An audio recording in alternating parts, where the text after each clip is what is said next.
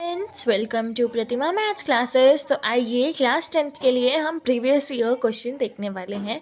जो हमारा 2024 का एग्ज़ाम था 10th का मैथ्स का, आज हम वो क्वेश्चन पेपर सॉल्व करेंगे। तो इससे आपको आइडिया हो जाएगा कि इस टाइप के क्वेश्चंस आपके बनते हैं।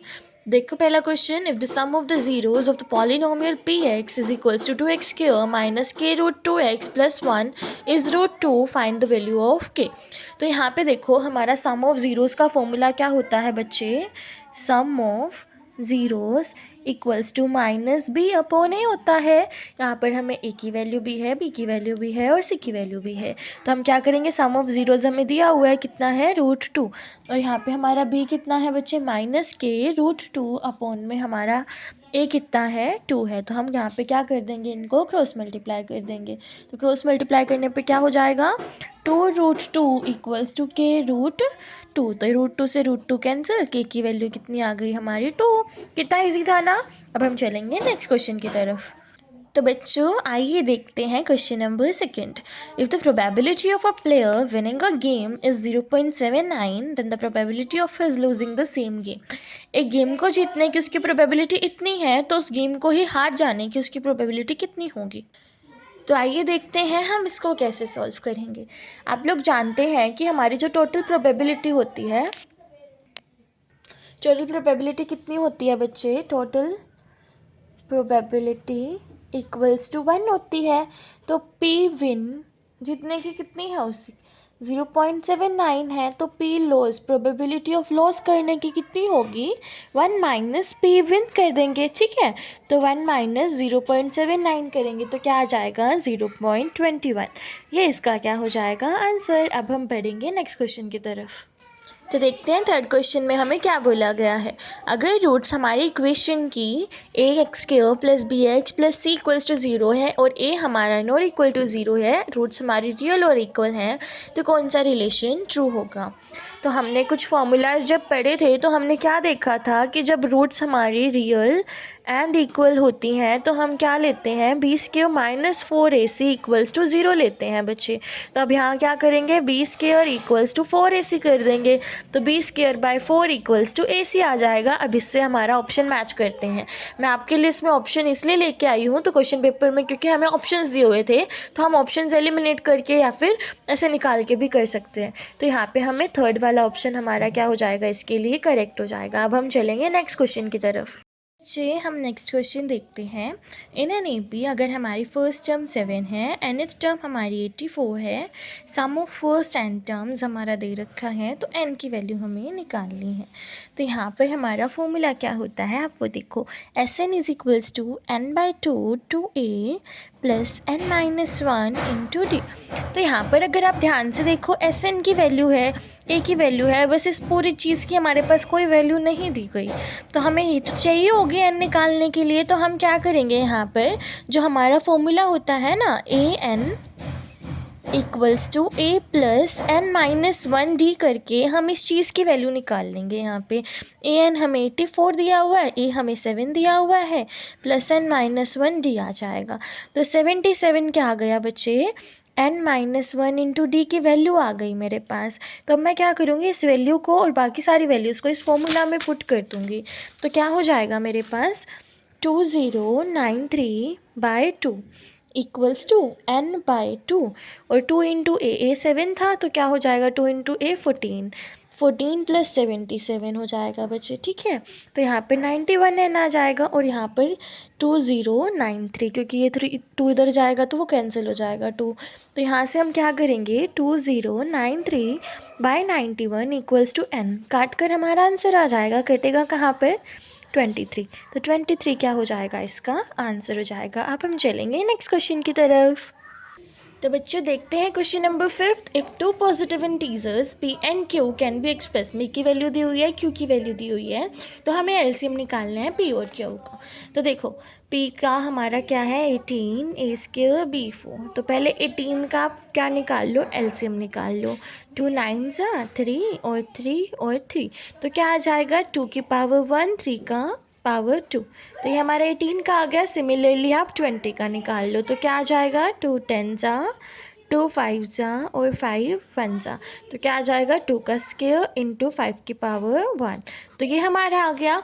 तो अब एलसीएम सिर्फ अभी इनका ही लो आप, ठीक है। तो एलसीएम इनका लोगे तो क्या आ जाएगा, 2 की हाईएस्ट पावर 2 का स्क्वायर, 3 कॉमन नहीं है कहीं भी, तो 3 कॉमन नहीं है तो उसको भी लेंगे, और 5 की पावर 1।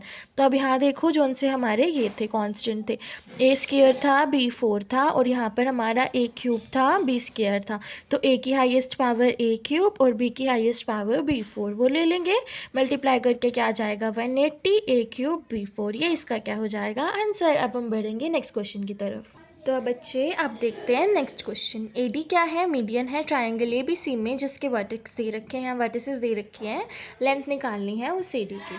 तो देखो कैसे करोगे आप इस क्वेश्चन को। मेरे पास लाइक ये ट्रायंगल है बच्चे, ठीक है, कैसे भी बना लो आप। मैंने ऐसे गंदा सा बना दिया। ये ए है मेरे पास, ये बी है बच्चे, ये सी है। मुझे ए के दिए हुए हैं वर्टिसेस 5,6 थे, बी के मेरे पास 6 4 और सी के 0 0। बी के 6 4 है और सी के 0 0 पॉइंट्स हैं। तो यहाँ पे मैंने क्या करा है, एक डी पॉइंट लिया है, ए डी एक मीडियन है, ठीक है। तो इसके मैं क्या मान लूँगी, एक्स को मैं वाई मान लूँगी वर्टिसेस। तो अब मैं क्या करूँगी, देखो हमारा जो डी है वो बी सी का मिड पॉइंट है, तो मिड पॉइंट वाला फॉर्मूला लगा के मैं बी सी की कोऑर्डिनेट्स निकाल लूँगी। पहले डिस्टेंस निकालने के लिए मुझे कोऑर्डिनेट्स पता होने चाहिए, तो कोऑर्डिनेट्स निकाल लेंगे हम।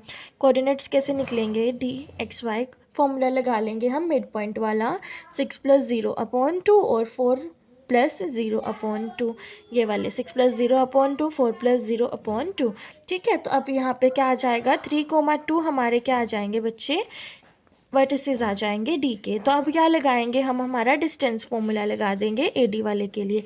ए डी यहाँ पे ये कोऑर्डिनेट्स भी हमें पता चल गए 3,2, तो अब हम डिस्टेंस फॉर्मूला लगा देंगे, x2 - x1 का स्क्वायर, y2 - y1 का स्क्वायर, ठीक है। तो वही करेंगे, क्या आ जाएगा 5 - 3 का स्क्वायर प्लस -6 - 2 का होल स्क्वायर, और अंडर रूट आता है। तो 4 + 64 क्या आ जाएगा, अंडर रूट 68 यूनिट्स क्या आ जाएगा, इसका आंसर आ जाएगा। अब हम बढ़ेंगे नेक्स्ट क्वेश्चन की तरफ।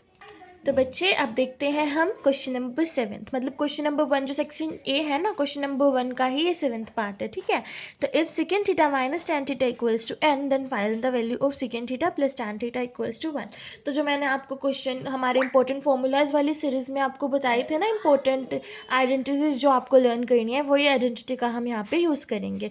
तो इस वीडियो को ज़रूर देख के आना फॉर्मूलाज वाली को, जब हम ये क्वेश्चन कर रहे हैं। तो देखो secant theta minus tan theta equals to 1, m है हमारा, secant theta minus tan theta equals to जब m है, तो मैं यहाँ पे हमारा एक आइडेंटिटी हमारी होती है secant square theta minus tan square theta equals to 1, ये होता है हमारा।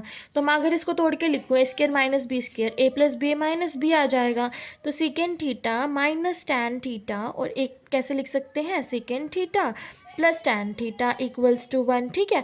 तो मैं क्या करूँगी, मेरे को इसकी वैल्यू चाहिए, तो मैं इसको इसके नीचे ले आऊँगी। तो secant theta plus tan theta equals to 1/secant theta minus tan theta, मुझे इसकी वैल्यू पता है क्या है, m। तो 1/m मेरा इसका क्या हो जाएगा answer. Isn't it easy students. तो अब हम चलेंगे नेक्स्ट क्वेश्चन की तरफ। तो बच्चे देखो नेक्स्ट क्वेश्चन, इस डाटा में से हमें क्या करना है, मेरे पास कुछ नंबर्स दे रखे हैं, मुझे इवन नंबर्स को रिमूव करके प्रोबेबिलिटी निकालनी है प्राइम नंबर की। तो यहाँ देखो हमारे इवन नंबर्स बच्चे कौन से हैं, 4 और 16। मैं इनको रिमूव कर देती हूँ, तो मेरे पास क्या बचता है, 1 7 9 21 25, 5 नंबर्स बचते हैं टोटल। उनमें से मेरे पास प्राइम नंबर सिर्फ 7 है, तो क्या आ जाएगी प्रोबेबिलिटी 1/5, ये इसका आंसर हो जाएगा। तो आगे क्वेश्चंस हम आगे करते हैं, देखते हैं नेक्स्ट क्वेश्चन में हमें क्या बोला गया है। तो बच्चे देखते हैं नेक्स्ट क्वेश्चन। देखो यहाँ पे हमें ये कुछ डाटा दिया हुआ है, x1 x2 से xn तक, उनकी फ्रिक्वेंसीज f1 f2 से n तक है, fn तक है। तो वैल्यू हमें इसकी निकालनी है, ये किसके इक्वल होगा। तो हमें पता है ये किसके इक्वल होगा, x bar equals to summation of F I X I upon में समीशन ऑफ एफ आई, ठीक है। तो हम यहाँ ले जाएंगे इसको, summation of F I X I minus X bar summation of F I equals to 0 हो गया। तो यहाँ से हम समीशन ऑफ एफ आई निकाल लेंगे, तो एक्स आई माइनस एक्स बार निकाल लेंगे, तो हमारा ये किसके इक्वल आ गया बच्चे, 0 के इक्वल आ गया। हमें यही प्रूव करना था, सॉरी यही बताना था कि ये वैल्यू किसके इक्वल होगी, तो ये हमारी 0 के इक्वल होगी, 0 इसका क्या हो जाएगा आंसर। तो अब हम चलेंगे नेक्स्ट क्वेश्चन की तरफ। तो बच्चे आइए देखते हैं question number 10। Sum of the zero of the polynomial, हमारी दो इक्वेशन है X square plus P X plus Q, जो ट्वाइस है जीरो ऑफ द पॉलिनॉमियल इसके। तो हम क्या करेंगे, सबसे पहले हम इसके लिए निकालेंगे 4x square minus 5x minus 6। इसके रूट्स निकाल लो बच्चे। देखो स्प्लिटिंग द मिडिल टर्म करके निकाल लेते हैं। 8x प्लस 3x में हम इसको स्प्लिट कर देंगे, तो यहाँ से 4x कॉमन निकला, x माइनस 2 बचा, यहाँ से हमने 3 कॉमन निकाला, x माइनस 2 बचा इक्वल्स टू 0। तो यहाँ से एक बार x माइनस 2 और एक बार 4x प्लस 3, तो यहाँ से 2 आ गया, यहाँ से हमारा -3/4 आ गया। तो यहाँ से देखो हमारे सम ऑफ ज़ीरोज़ पहली वाली टर्म के लिए -b/a आएंगे, और इसके लिए क्या आएंगे बच्चे, 2 टाइम्स है अल्फ़ा प्लस बीटा। तो यहाँ पे हम क्या करेंगे, -b/a, तो b की वैल्यू हमारे पास p थी, अपॉन a 1 है इसके आगे, तो क्या कर देंगे -p ही आ जाएगा। -p equals to 2 alpha plus beta, 2 -3/4 आ जाएगा, क्योंकि बीटा की वैल्यू -3/4 थी, तो प्लस माइनस माइनस हो जाएंगे, -3/4 आ जाएगा। तो क्या बनेगा यहाँ पे, -p इक्वल्स टू 5/2, p की वैल्यू क्या आ जाएगी, -5/2। अब हम चलेंगे नेक्स्ट क्वेश्चन की तरफ।